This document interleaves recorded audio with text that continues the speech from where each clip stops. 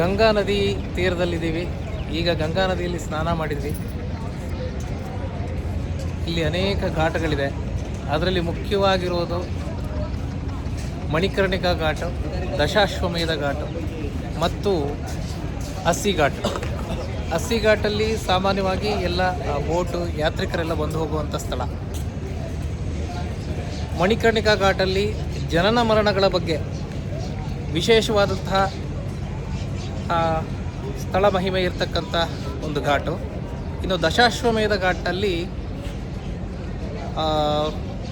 ಆರತಿ ನಡೆಯುತ್ತೆ, ಗಂಗಾ ಆರತಿ ನಡೆಯುತ್ತೆ. ಅದು ವಿಶೇಷವಾದಂಥದ್ದು, ಅನೇಕ ವರ್ಷಗಳಿಂದ ನಡ್ಕೊಂಡು ಬಂದಿರತಕ್ಕಂಥದ್ದು.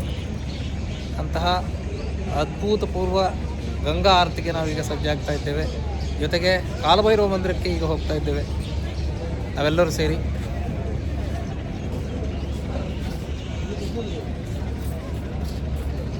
ಎಲ್ಲರಿಗೂ ಒಳ್ಳೆಯದಾಗಲಿ, ಎಲ್ಲರಿಗಾಗಿ ಪ್ರಾರ್ಥನೆ. ಜೈ ಗುರುದೇವ್.